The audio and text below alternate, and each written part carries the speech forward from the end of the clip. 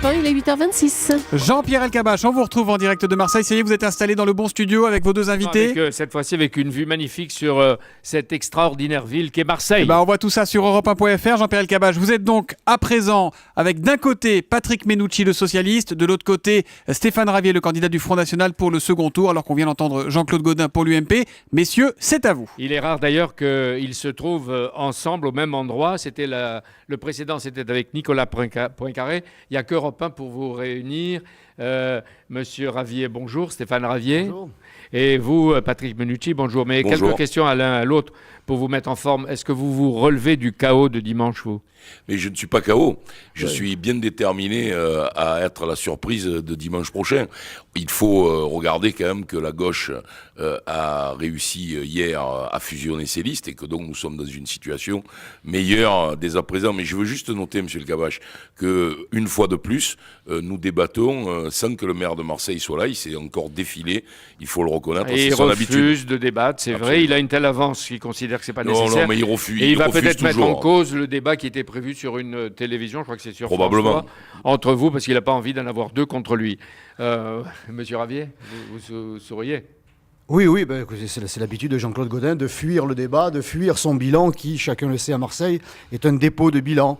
Ouais. Mais qu'il se rassure, moi, nous ne serons pas deux contre lui. Moi, je réserve mes critiques à l'un et à l'autre, puisqu'ils sont co-responsables de la situation gravissime dans laquelle se trouve la ville et ses habitants. Alors, Patrick Mennucci, vous avez dit que vous étiez victime de la politique du gouvernement. Les Français ont dit non à François Hollande. En quelque sorte, vous payez l'impopularité de l'exécutif. Pourtant, Jean-Marc Ayrault et 7 ministres sont venus et ont défilé ici à Marseille. 7 ministres, ce n'est pas vrai. monsieur Ou Elkabbach. alors 6, ou 5, ou 6. Il y a des ministres qui ont défilé. Vous mordez les mains qui vous ont nourri. Mais pas du tout. Vous êtes un ingrat. Mais pas du tout. J'ai dit simplement que ce que le gouvernement a apporté à Marseille, et notamment l'investissement sur la gare Saint-Charles de 2,5 milliards, est un investissement considérable. Ce n'est pas le fait que les ministres viennent qui fait que le gouvernement a été sanctionné hier. Il a été sanctionné. Il a été sanctionné dans toute la France et il a été sanctionné à Marseille comme dans toute la France. Ça veut dire que cette semaine, est-ce que vous réclamez que des ministres viennent à vos côtés à Marseille ? Mais les ministres, Vous en voulez des ministres, il n'y là ? en a que deux, monsieur Elkabbach, qui sont venus. Monsieur Valls, qui nous a remis 480 policiers que nous avaient supprimés les amis de Jean-Claude Gaudin, et madame Aurélie Filippetti, qui est venue pour la capitale européenne. Alors, simplement, cette semaine, on va essayer de parler des municipales.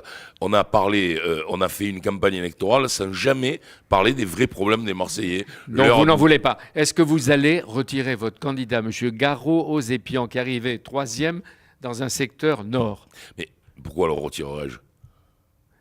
Quelle serait la raison qui me le ferait retirer ? Parce que vous dites que vous êtes favorable au front républicain décidé par le Mais Premier ministre à Paris. Le Front républicain, dans ce secteur, conduirait à l'élection certaine de M. Ravier.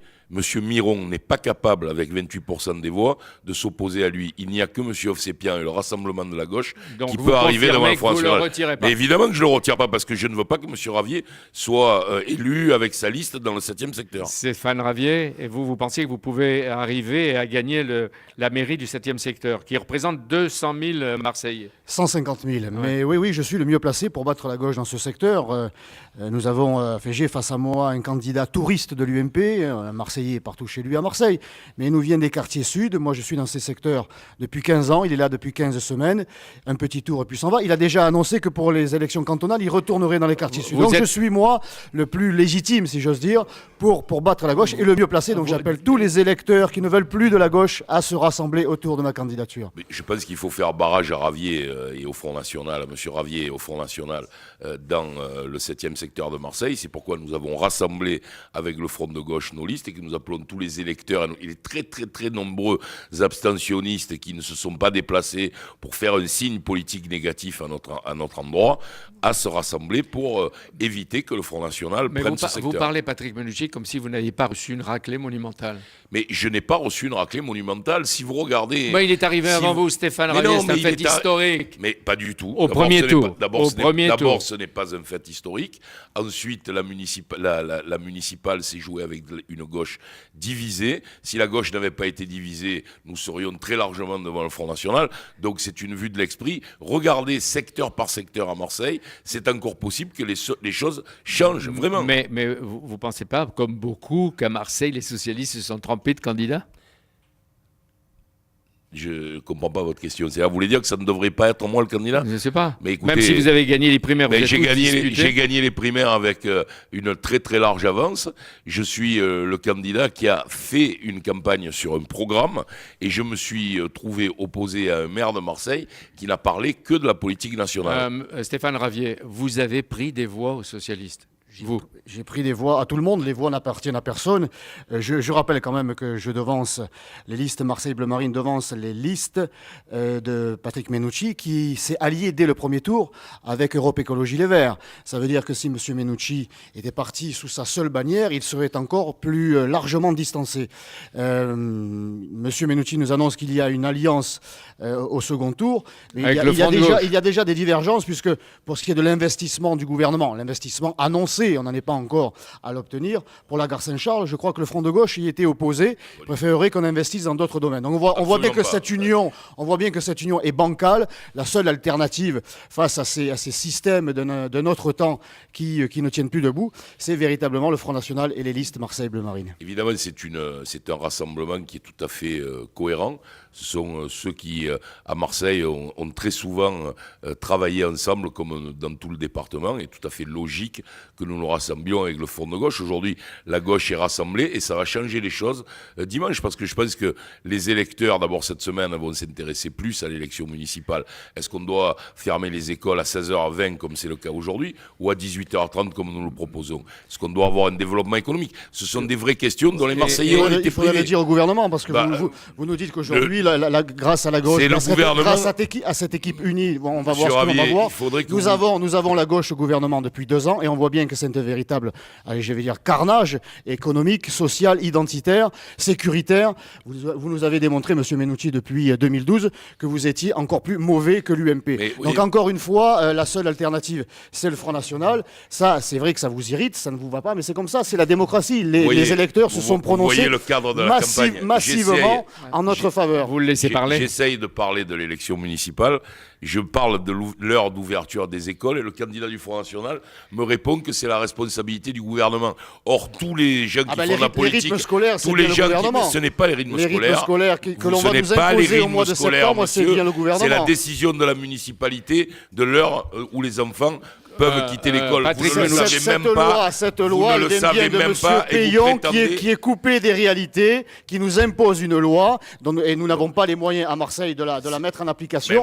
Mais comme vous êtes encore dans l'idéologie, comme vous l'êtes à chaque fois, il ne faut pas vous étonner de prendre des raclées électorales. Patrick Mennucci. Je suis désolé, j'essaye d'expliquer les choses normalement. Il ne s'agit pas de la réforme des rythmes scolaires. Il s'agit mais M. Ravier, qui veut être maire de Marseille, ne sait même pas cela. Il s'agit de la décision de la municipalité, de l'heure d'ouverture et de fermeture des écoles. Patrick Mennucci, vous parlez d'une chose, vous n'avez pas réussi tout au long de cette campagne, vous n'avez pas voulu, pas plus vous que Jean-Claude Gaudin, à rentrer dans la réalité de la vie des Marseillais. Patrick Mennucci, les Marseillais nous ont quand même placés devant vous, éminemment, M. Mennucci. Donc je crois que vous devriez faire preuve de modestie. Vous savez, M. Ravier, c'est à la fin du bal qu'on paye les musiciens, alors nous verrons dimanche soir. Et vous aurez les moyens de les payer. Voilà. Jean-Claude Gaudin recueille aujourd'hui des élus et des électeurs socialistes. Et je m'adresse à vous, Patrick Mennucci. Les proches de Jean-Noël Guérini vont s'associer. Comment ? Ils ne sont plus socialistes, ils sont simplement. Ne jouez pas sur les mots, ça fait 30 ans qu'ils sont socialistes. Nous avons là la démonstration du fait qu'un système à Marseille, qui est celui du clientélisme, qui est celui des prébendes, qui est celui de l'immobilier, va se soutenir l'un l'autre. Monsieur Gaudin et Monsieur Guérini quand je vous entends vont dire se ça, soutenir. Monsieur Mennucci, j'ai envie de vous dire, mais comment vous avez été pendant si longtemps proche de Guérini, qui a été votre mentor, même s'il est votre cible, ou votre employeur alors. Mais jamais été mon mentor, monsieur. Monsieur Guérini, dès que nous avons su ce qui se passait, nous avons rompu avec lui. Aujourd'hui, je constate que ceux qui ont fait ces critiques sont en train, pour des raisons bassement électorales, de s'allier avec M. Guérini. C'est un tournant de la campagne. Dans votre équipe, M. Mennucci, il y a quand même des guérinistes historiques. M. Mas n'est pas un proche de M. Guérini. M. Caselli n'est pas un proche de M. Guérini. Écoutez, vous en avez la démonstration. Et vous, Stéphane Ravier, est-ce que vous attendez que Marine Le Pen vienne vous rendre visite ici à Marseille ? Elle nous a rendu visite Qu'elle revienne. la semaine dernière. C'est vrai que moi, je fais venir ma présidente. Monsieur Menucci n'a pas fait venir Monsieur Désir et Monsieur Godin n'a pas fait venir Monsieur Copé. Vous avez estimé que les socialistes et peut-être même le maire Godin ont trop subventionné des associations, peut-être le monde de la culture. Non, pas le monde de la culture, les associations clientélistes. Et qu'est-ce que vous faites si vous y êtes élu, vous, dans votre mairie? Si vous me le permettez, Monsieur Elkabbach, je voudrais quand même dire que Monsieur Godin tombe le masque. Il s'allie avec Madame Narducci, lui qui nous répète depuis des semaines que le socialisme, c'est le retour en arrière, qu'il ne faut pas la double peine à Marseille avec le gouvernement et les socialistes ici. Eh bien, il s'allie déjà avec une guériniste socialiste. Alors moi, j'invite les électeurs qui ne veulent pas de cette gauche à se porter sur les seuls qui sont déterminés à tourner la page du socialo-godino-clientélisme à Marseille. Et hop. Ce sont les listes Marseille. Merci. Remarque et on rend l'antenne. Non, je pense qu'on voit la difficulté qu'on a à véritablement débattre de l'avenir des Marseillais, de leur développement économique. 30% d'entre eux sont sous le seuil de pauvreté, 25% des enfants sont en échec scolaire. Mais je vois que ça l'intéresse. Mais je vois. Non, mais monsieur Elkabbach, je m'ai demandé une dernière phrase. Permettez-moi de la dire. En tout cas, moi, ça m'intéresse. Moi, ça m'intéresse. Et c'est ça que je vais faire. On a compris le niveau de la bataille qui se joue ici, qui ne s'arrêtera pas probablement dimanche soir. Et nous étions en direct du Sofitel qui est sur le Vieux-Port et avec une vue magnifique sur... oui. Et même si vous avez entendu ces bagarres entre les arguments de Stéphane C'est bien, Ravier, c'est la vie, c'est la démocratie, ça débat. Voilà, la démocratie. Parfait. Et on a l'impression que ça va continuer comme ça longtemps après. Et que les règlements de compte et peut-être la solitude, c'est à partir du 31 mars. En tout cas, Jean-Pierre... Moi, je n'ai pas de solitude, monsieur Elkabbach. J'ai un enfant de 18 mois, j'ai une famille et je suis député. Et ça repart. Allez, merci à vous. Jean-Pierre, vous faites votre valise et vous revenez vite parce que je vous rappelle que demain, il y a encore un rendez-vous important dans cette campagne d'entre-deux tours des municipales. Il y aura face à vous, ici, dans ce studio européen, Anne Hidalgo, la candidate socialiste, et Nathalie Kosciusko-Morizet, la candidate UMP. Zoom sur Paris demain. Donc, merci et bonne journée, Jean-Pierre.